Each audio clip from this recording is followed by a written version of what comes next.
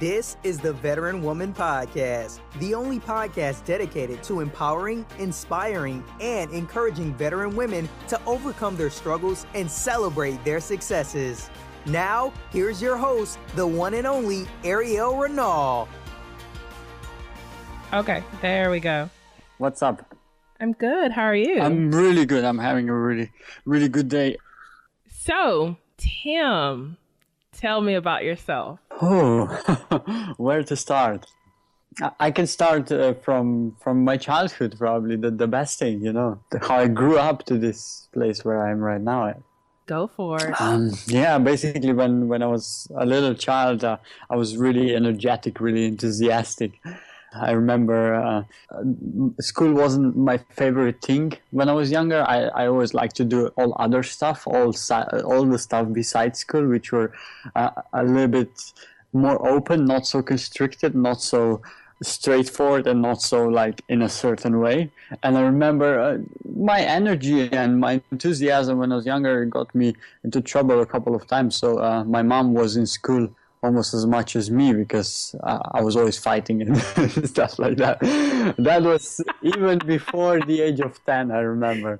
Oh, my mom was always ranting about it. But then I calmed down with that. Then I slowed down with that. And then my parents thought about the great idea that they would put me in a certain sport that I can release my energy there. In a efficient way.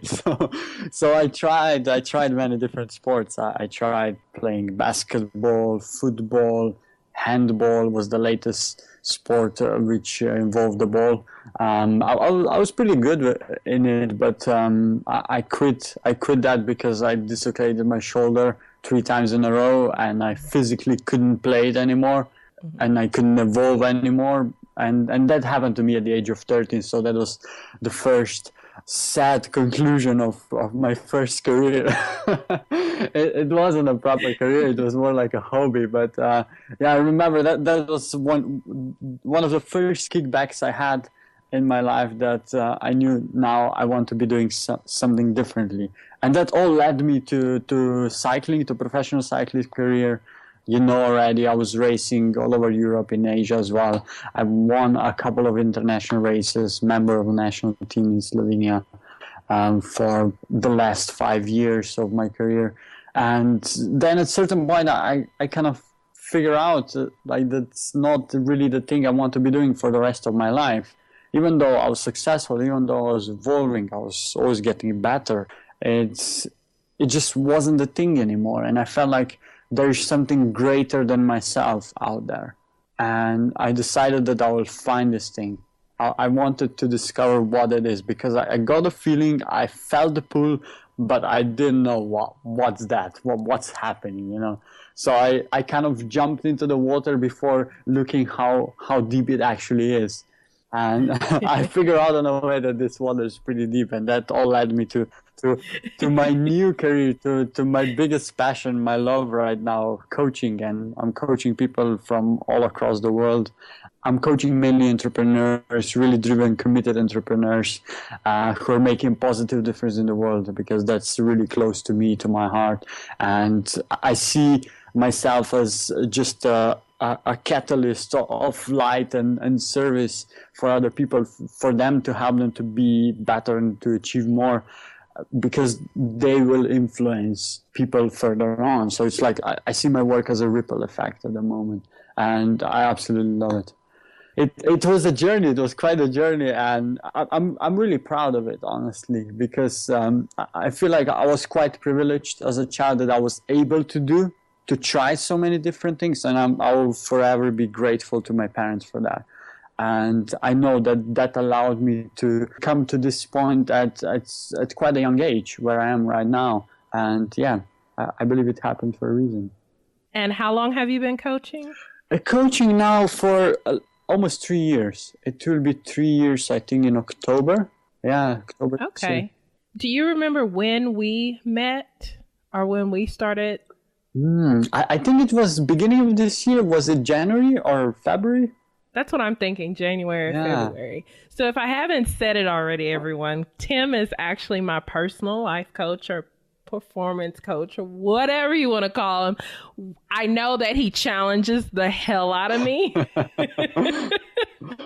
And there's been a few sessions where he'll say something. I've rolled my eyes. I've said like, okay, I'll listen, but I'm really not listening. And then I'll give him that pushback like, no, that's not going to work for me. Or, no, that's not what I'm thinking. Or let me tell you what's really going to happen or what's really going on. But that challenge and that push has been amazing. And I know that when I get down or when I need that accountability or when I need to have a point of view from someone else, I can look at Tim, my coach, and he is amazing. And there's been times where we've started a conversation and I didn't know what I wanted to talk about or where I wanted it to go. And then an hour later, we're like into something deep. I'm crying because I realized we tapped into something like a confidence flaw or whatever, and it's just absolutely amazing. It's been a privilege to serve you and coach you in this time, Airial, and there is so much more to open up, and you created so much already, and this podcast as a result of it, it's just one thing on the way, and yeah, I'm really happy. I'm really happy and excited for you. I know, and I can't believe I'm actually doing this podcast because I remember telling you I'm going to do a podcast or I want to do a podcast. And so we set a date and we said, okay, I'm going to do it and all this. And then when I got off the phone, I'm like, I don't know the first thing about doing a podcast, but I have this date set for a launch, so I better get on it. Exactly. And it has been a journey. It has been frustrating. It has been fun, but I learned that, this is the things that I've gone through that have been frustrating is just, the nature of a podcast. That's what everybody goes through. So I'm learning that.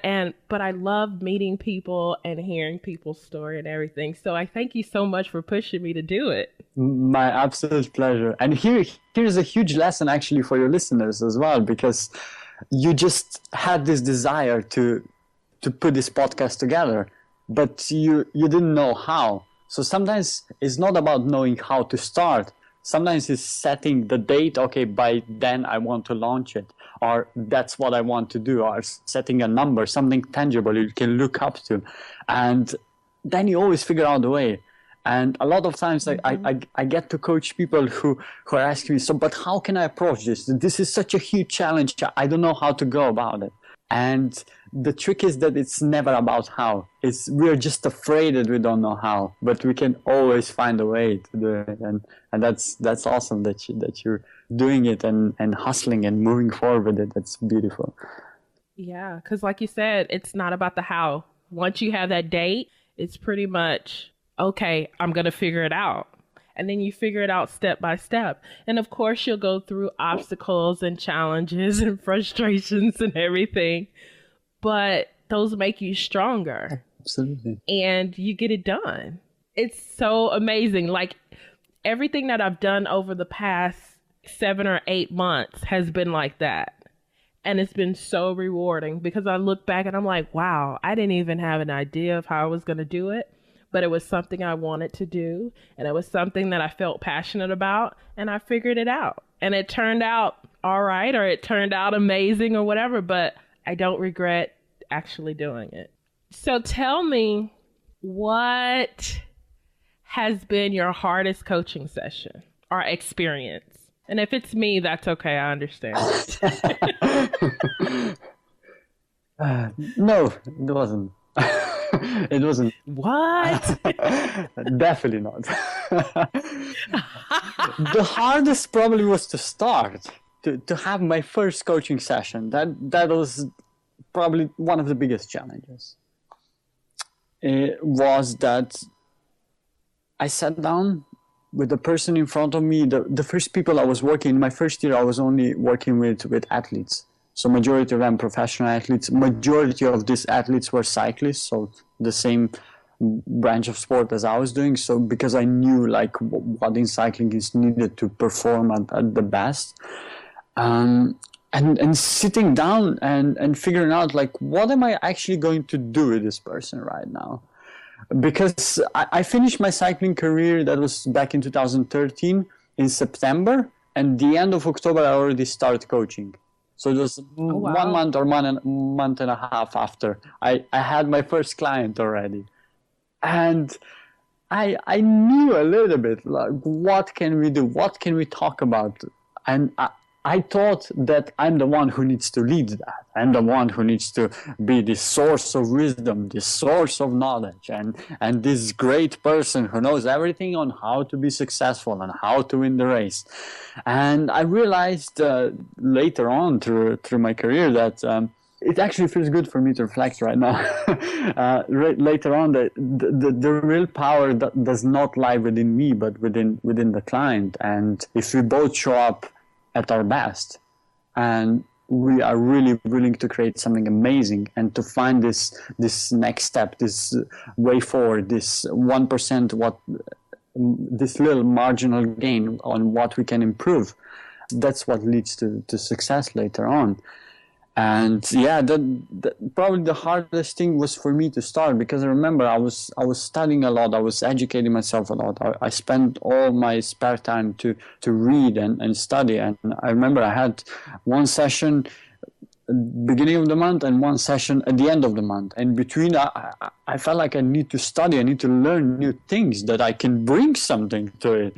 And it was challenging, but it took off. It took off to the sky. How can I say it? That was one of the hardest challenges. Sometimes I get a challenge with people who are not willing to be coached, but some people are just not willing to be coached and not willing to find the answers within themselves. But that's okay. You know, not everyone can be coached. Not everyone can be coached, but not everyone is willing to be coached. And when people are not willing to be coached, then it's impossible to bring a lot of value into their lives. Of course, I can give you some advices, some tips, but that will never, ever be so powerful that if you find something within yourself. And it comes a point in time where, you know, like we have phases in our lives. So we may not be coachable. Like a few years ago, you couldn't coach me like you are now. It just would not work. And I would not be as present as I am. Now is like the perfect time. And I'm able to be in the moment, be present whenever we have our coaching sessions and actually get the most out of it. And another thing that I've learned is, I brought out my assertiveness to be able to say no and to, you know, figure out like, okay, this is not my passion. This is not my way. This is not, if I do it that way, it won't feel authentic to me. Or, okay, I know that when I get off this phone, I'm not going to do that. So instead of just playing the game, I'll tell you like, no, that's not going to happen. That's not realistic for me. Absolutely. And then there's been some times that I've set goals and I thought it was realistic. And then I come back and I'm like, there was no way in heck I was about to do that. So, I mean, I love coaching so much. And that's why I've gotten into it. And that's why, of course, I've extended my contract with you. There is a big thing in coaching, the trial and error. You know, it's important to be willing to fail. The more you dare to fail, the more you'll be successful as well. Then, and that's a huge, being willing to fail, being willing to screw it up, being willing to do something wrong. You know, to not be right every time. That's the height of the wisdom. So speaking of failures, are you willing to share one of your biggest failures that led you to success? Absolutely.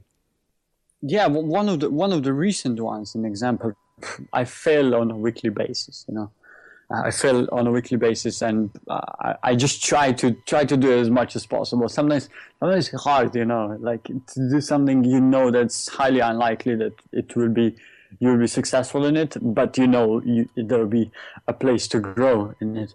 But there was a lot of times when I didn't anticipate that I would fail. That I was so determined that there was no way I'm gonna fail, but I still failed, you know. And that one of the times was I I moved to London in July last year, so in July 2015, with my wonderful girlfriend, and we started completely new life here. She moved her studies here. I moved my business here, and I started doing everything from here, and I didn't know anyone here. The first person I knew was one of the best coaches actually here in UK, and he helped me. He connected me with a couple of people, and that's how my network grew slowly. And at the start, I started doing a lot of public speaking, because I said to myself, okay, now I finished this cycling career. I'm here. I moved to UK. I moved to London then, in order to make it happen. For me, that was really important. I was really driven. I was really, really passionate about it. So I said, I was thinking and figuring out the way which would be the most efficient for me to serve people, to give them something. For free, of course. And I came up with this idea. I've seen a few people were doing it, but I decided to do it in my own way. I was doing these meetups. So I don't know if you know about this platform, Meetup. It's known all over the world, and I've spoken on more than 50 events, and around 40 to 45 of them I organize on my own. And those are events when we're speaking on goal setting, when we're speaking about confidence, self-love, many different life transformation, many different personal development topics. And I just wanted to give my teachings to the people, and of course answer the questions and get them to think and get them to create something as a result of it. And that went really well for around 55 events. I got some bigger events to speak at, like 150 to 100 people then, but these little events from 5 to 15 people was there only at the times. Those were the events that were kind of the baseline of my business at that moment. And then at some point, people just stopped showing up. I remember the last 20 events I organized, 15 of them were no shows. And that was such a hard moment for me, because I was improving my talks all the time. I was improving the content all the time. I was doing them at a better time. I was figuring out like what would work best for people. When can I get the most people in to serve them? And they were all for free. And I just didn't understand that. How is this happening? And that was a huge failure for me. But that led me then to putting together this 100 Lives project, which went all over the world. I've decided to just coach 100 people. I decided, okay, now is the time to stop speaking and I'll only coach. Because I've also seen through the results of my clients at that moment that they're getting much more results and much greater insights and much greater value from one-to-one coaching than from actually me speaking to them or giving talk. And yeah, that was a huge kickback for me. But then I decided to put together this 100 Lives project, and it really went viral. I just decided to coach 100 people. Whoever applies for it, I will coach them for free, no charge whatsoever. And that turned out amazing. And I finished that, I think in May this year? In May 2016, from December to May, I was running that for almost 5 months. And in 5 months, I coached almost 100 people. There were some of them who weren't really committed, but majority of them I coached. I put together in a community, and it's a beautiful, thriving community right now. It's still there. It's still people are still interacting, sharing the stories, sharing their transformations. Some people literally decided to turn their lives around as a part of it. I remember there was a woman a couple of days ago. She published her first song as a result of our conversation. We had one conversation, and that was incredible. Wow. She really done something she really wanted, she was really passionate about. And that's just one example. And there are people who really got in touch with their power. I have people from all walks of life in the group, and it's beautiful to see that. I failed spectacularly. I was like, I literally came home and I was asking myself, what the hell am I doing? why am I doing this thing? It's not happening. It's not working out for me. And I was so happy that Chloe, my girlfriend, she always cheered me up. She always had me, okay, but maybe this is not the way. Maybe there's something else. Maybe there's something. And then I started thinking and thinking. It took me a while to realize that, but then I got it. And it turned out into something beautiful. I thought you were perfect, Tim. No. I didn't know you had any failures. No way. But that was like also a successful failure as well, because you had so many, and the way that you just stepped out there and started doing something. And I love how you said 45 out of, what was it, 50 that you created on your own. And that's what I'm learning. Like if the opportunity is not there, or you're not ready for the opportunity or whatever, create it on your own. Create the opportunity yourself. Absolutely. So if you want to be a speaker and you haven't found any platforms that you're comfortable speaking on or whatever, then create your own event. Exactly. Invite a couple of friends. Ask friends to invite their friends, and you will have 10 people soon. And then you can start speaking and sharing your message, or serving them in some kind of different way. You know, you can do workshops. I was doing workshops, were the most successful of these talks when I was talking the least. Those were the most successful events I put together, because they were literally about others. And that's what is needed in this world. Yes, definitely. So thank you for being so transparent. I know it's kind of like flip the script. Oh, my absolute pleasure. I love sharing that kind of stuff, because when I look back, I just laugh at them. I just laugh at them. So happy that I went through experiences like that. If I would be back at that point, I would want that to happen again. I'm not sorry for any failure, for anything what went wrong. I agree. Because I know sometimes you'll see questions, or people ask you questions like, if you could go back into time, what would you change? And of course, we've gone through things that have hurt to our core. But it's those things, it's everything that we've gone through, all of our experiences that have made us who we are today. Yeah, like some of them I wouldn't want to go through again, but I know they made me the strong person that I am. And I'm sure you feel the same, because that's what I'm hearing from what you're saying now. It's those struggles, those failures that led you to your success. That getting tired and just, you know, like with cycling, it's like, okay, there's more to life. It was that point where you flipped the script and said, okay, how can I help others? I know there's got to be a way for me to serve. And I think serving is so big. It's so big. It's selfless, and it's challenging as well. It is. It's service is one of the highest states, and one of the highest places we can come from, and it's not easy at times, but it's the other time is so beautiful and so rewarding, and yeah, it really is amazing.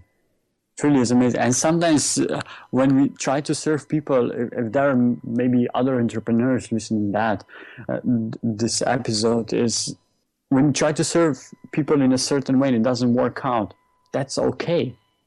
Because there is probably another way. There is a million ways to go about whatever you want to go about. And it's just up to us how creative we are, and how far or how much we're willing to experiment with something different, something we have never done before. And that's how you can really serve people. And through our service to others, we learn so much about ourselves. As well as we grow. It's amazing. We grow. It builds confidence. It's a win-win situation.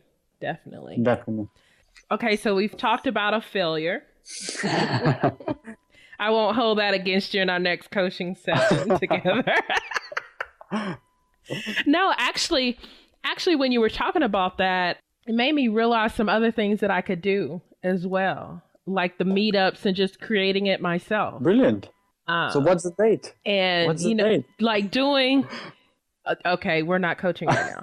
I'm in charge.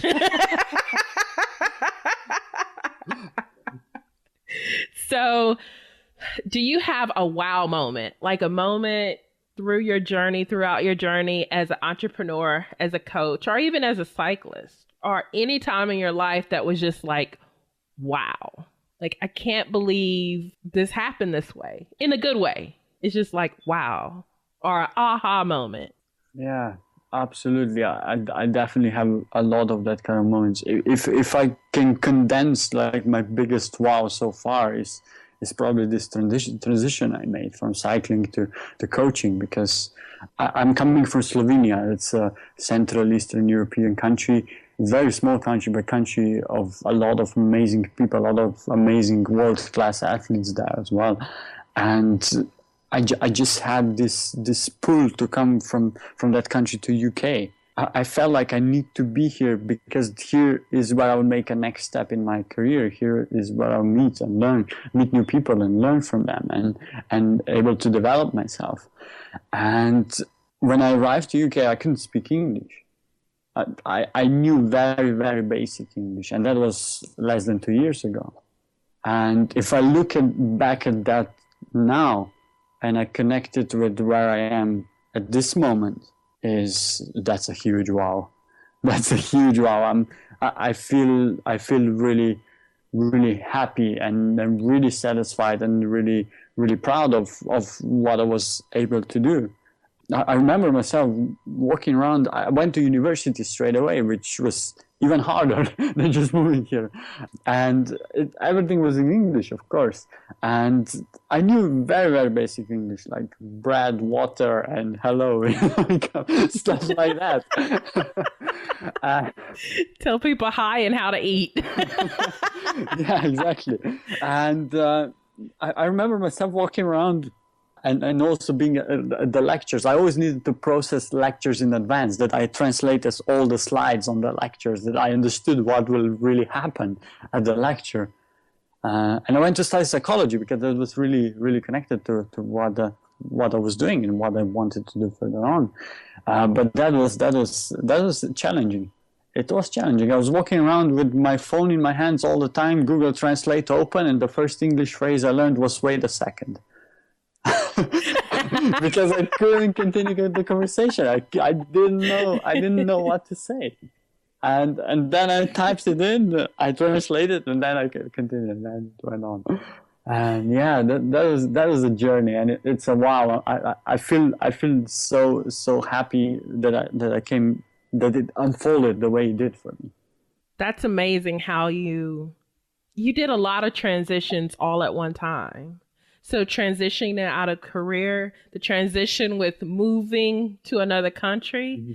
and then learning another language that you knew very little about. So it was like a full-blown immersion. And that is amazing. That always inspires me and amazes me, because sometimes we're so afraid of like even one transition. So maybe learning the language or that move, even if it's moving within your same state or country or whatever, that can take a toll. Transitions are hard because it's change, and change is hard. Yeah, it is. But to do all of that at one time, it kind of reminded me of like being a child. Like if a child wants to do something, they'll do it. And they don't have the hang-ups like, oh, what would other people say? Or, oh, what if I can't do it? Or, oh, what if I fail? Children don't do that. They just go at it and they go wholeheartedly. And they're just like, I'm going to do this because I want to. It looks fun, whatever. And they accomplish it. And they learn so much from doing that. And that's what it reminded me of when you were telling that story. And I'm like, we need to be more like children in that aspect. Just go wholeheartedly into it and don't worry about the naysayers. Don't worry about the naysayer inside of us either, our inner critic, because we can do it. We have the capacity to do so much. We just take it for granted that we're so capable, and the success is like inside of us, because we hinder ourselves because we're so worried about failing. We're so worried about what other people will say. And then we beat up on ourselves so much. But if we just do it, we create something wonderful. Absolutely. Absolutely. If you can connect to your inner child and wake up the child in you, it's so much easier to do a lot of things, because children have have no limitations in this world. We can learn so much from them. So much. The further we go on in life, the more we know, the more constricted we can become if we're not aware. And I consider myself as one of these people, and that's why I'm still doing a lot of work on myself and trying to be as open as possible. And yeah, there's a lot of work needed if you're not raised up in a way that when parents start telling you, oh, this is dangerous, like meeting strangers is dangerous, don't talk to strangers, don't go on the street alone, this kind of minor things which can hold you back to your whole life if you're not aware of them. And yeah, sometimes it's important to jump in the water and not look how deep it is. I'm meaning figuratively, but it can bring something wonderful into our lives. It's about survival, and our instinct to survive will definitely, kick in. Mm-hmm. But the moment when we shock our body, when we shock it in a way that we weren't used before, these are the times when usually we get the biggest and the most powerful insights, because we approached one thing in a different way, or we try to do completely different things. We've never done it before, and we shock our body, and then we get new perspective on everything what's happening around us. Speaking of strangers, because I wanted to talk about this back when we were talking about the 100 Lives Project. Mm-hmm. Do you remember how you even found me? I think we connected on Twitter. I think it was LinkedIn. Or was it LinkedIn? Or was it Twitter? It was Twitter or LinkedIn. I remember you direct messaging me. Yeah. But then I don't even know how we found each other. Like if I found you or you found me or whatever. But I remember that message and it was so powerful. And of course I was a stranger and you were a stranger. But that invitation to have a powerful coaching conversation. And I had actually just finished reading Prosperous Coach as well. Awesome. And then when I had that first conversation with you, I was like, he is like the book in real life. And I remember thinking, this is the kind of coach I want to be. And so I'm like, yes. Okay. I remember telling him, because I think it was like 90 minutes of a free coaching conversation. And like 20 minutes in, I'm already like, okay, how much do I pay you? What's your contracts? What's your price ranges? How can we work together? Just skip all that stuff. Yeah. That was instant connection. That was instant. I love it. Yes. And it's been amazing. Yeah. So when our 9 weeks were up, or 9 sessions were up, I think like the third session in, again, I was like, okay, I hope he has something ready to extend this contract, because I'm ready to throw my money at you. Of course, I'm always open for people like you, for creative people like you. You're doing something beautiful in the world, and yeah. And trust me, people, I am not the easiest person to deal with. But I have learned so much, and I'm just like excited to like learn even more about myself. And like I said, every lesson wasn't easy to learn. There were some hard lessons and some things that I didn't want to admit, but admitting them and dealing with them and working through them. Oh man, amazing. I know I keep saying amazing, but yeah, sometimes you get lost for words because you're just like, wow.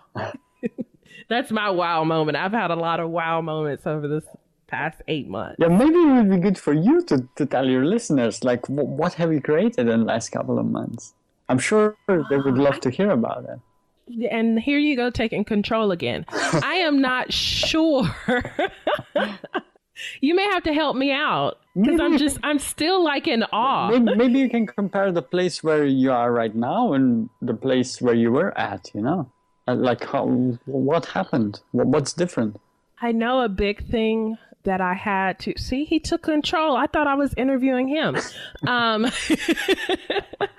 One of the things was confidence, working on confidence and who I am and just being me no matter what. And I've always been keen to being authentic, but during this transition in the coaching and, what I'm doing now, I kind of hesitated because I was like, okay, what? And being in the military for 12 years, that that had an effect on it too. So I was like, okay, what am I? Who am I?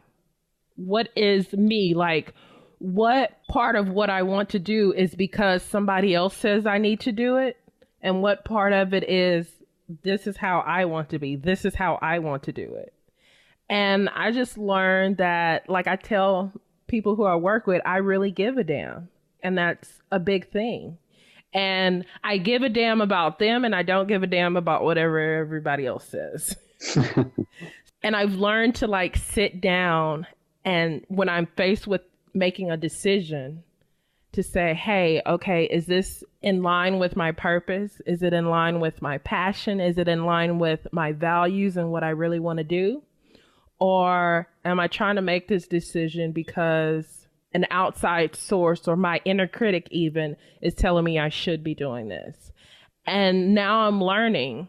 I've gained the confidence and I'm being more assertive to say, no, that's not how I want to do it. Or no, that's not me, because I know whatever it is in me. And just like I tell everybody else, you are uniquely you. Embrace that, because that's what the world needs. We don't need cookie cutter and one size fits all, because it doesn't. Whatever makes you unique is what will bring people to you. And I'm learning that more and more, and to be able to grasp that more and more. And I'm learning to sit in silence and be still a lot more, because that's when my creativity flows. And that's when it brings out the true me. And sometimes it amazes me, like I'm on my way to go to sleep. And so for the longest, creating content, writing emails and talking to people was something I struggled with, because I was like, okay, I need to do this, so I need to write something, blah, blah, blah. But now it's like I'm attempting to go to sleep.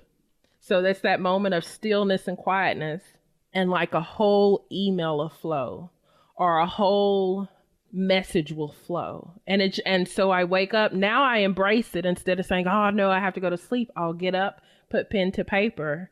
And it's just amazing what's created. And it's created, again, like I said, in that stillness and in that silence. Because sometimes we have to just be still and be silent, because there's so much busy going on, and, you know, hurry up and do this and hurry up and do that it hinders our creativity. Mm-hmm. Those are things that it's a constant process. It's a journey. I like the word journey. And it's a constant process. And of course, I have my down days. I want everybody to know that. Of course, I have my down days. But when I have my down days now, I'm like, okay, let me just take a break. I give myself that time, my permission to have a down day, or permission to have a more relaxed day and to take a break. Because I'm like, okay, I know what I'm working for. I know what I'm working towards. So I'll take this break, because maybe I just need the break. But I know something great is ahead and I can't stop now. Versus a year ago, I'd have a failure or a frustration and I'd have a down day, and it was like, I'm depressed, I'm in the bed, it's like clouds and everything, and and on top of that, I'm beating myself up because I'm having a down day, beating myself up because something wasn't successful. But now I'm not doing that like I was. And a lot of that is through the help of coaching. You and my other coaches, which coach in different aspects, have helped me to realize some of my successes when I'm beating myself up. Because I may be beating myself up because my first couple of podcast interviews, the software didn't work, and I was all frustrated about that and like ready to say, you know what, forget it, I'm not supposed to be doing this. But then like we have conversations like this, and I'm like, yeah, this is it. I love doing this. And wow, look at how I'm doing something that I had no idea what to do. Awesome. But I'm making it happen. Awesome. So...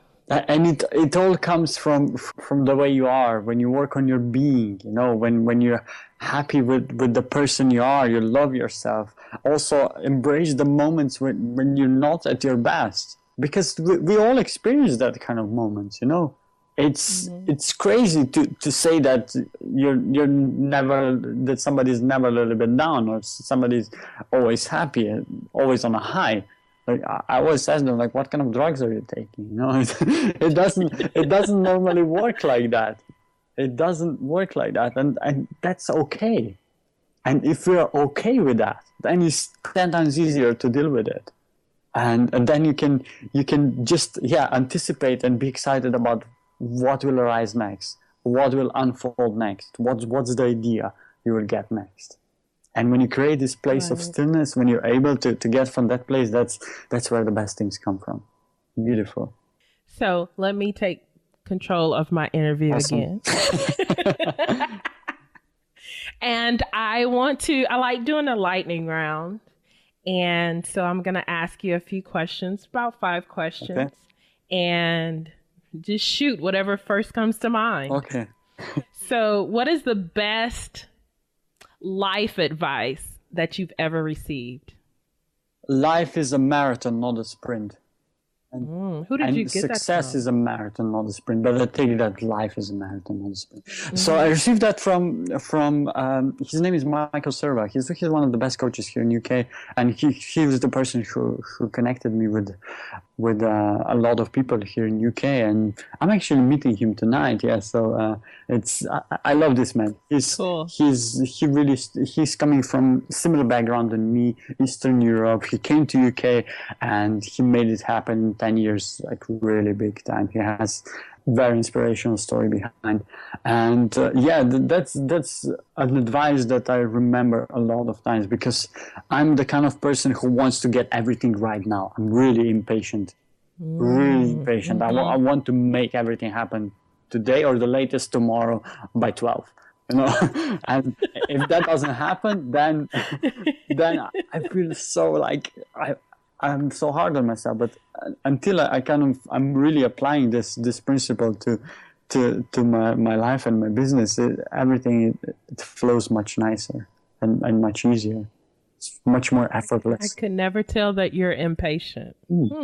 Okay, I'll keep that in mind. Very impatient. But now I'm understanding more of how you understand me, and so it's like that wisdom, like, okay, Airial, all right, that's not going to work, or this is only a phase, because you've been through it. So can you share one of your personal habits that you believe attributes to your success? Doing a lot of sport.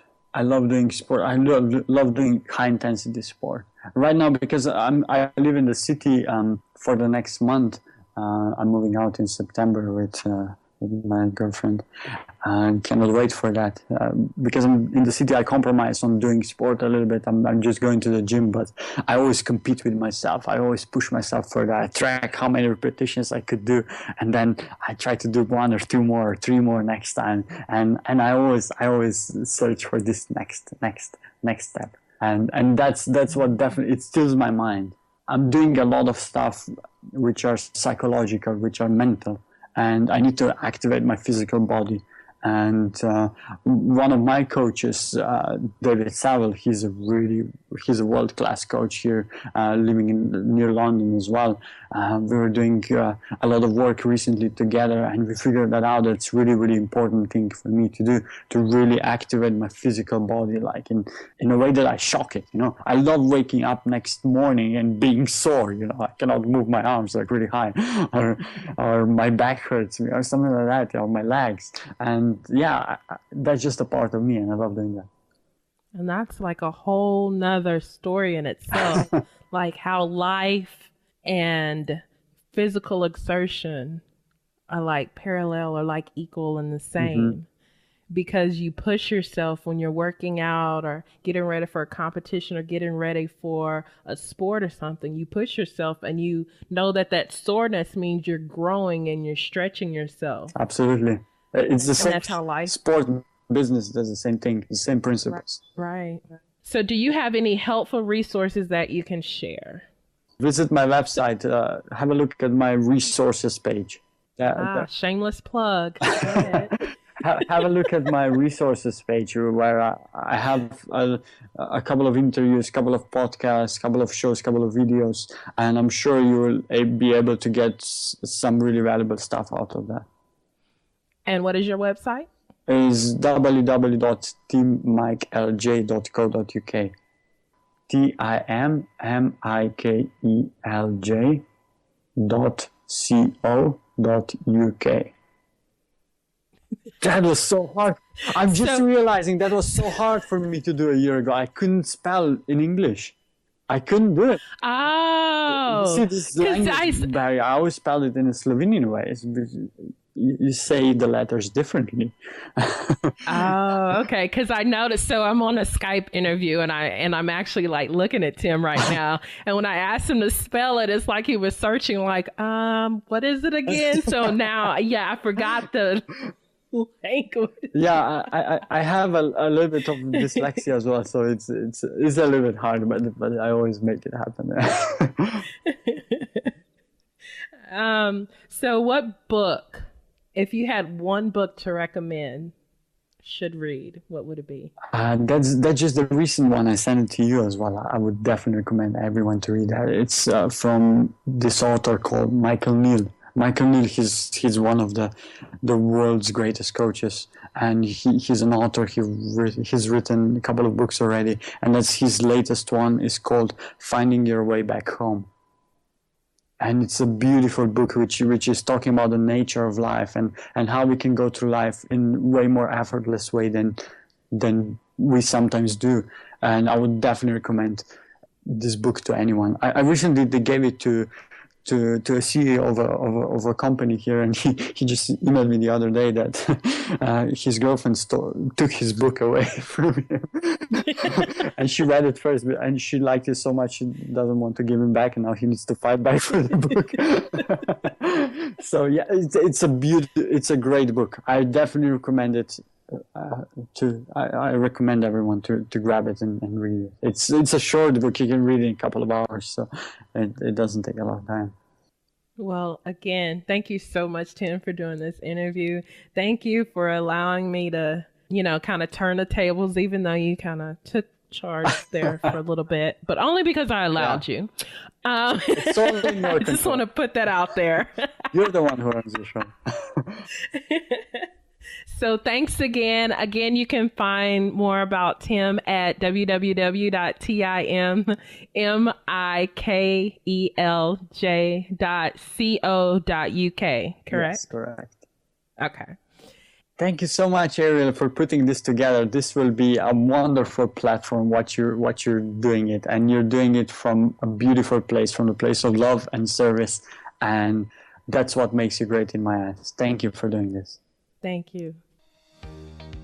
You've been listening to the Veteran Woman Podcast.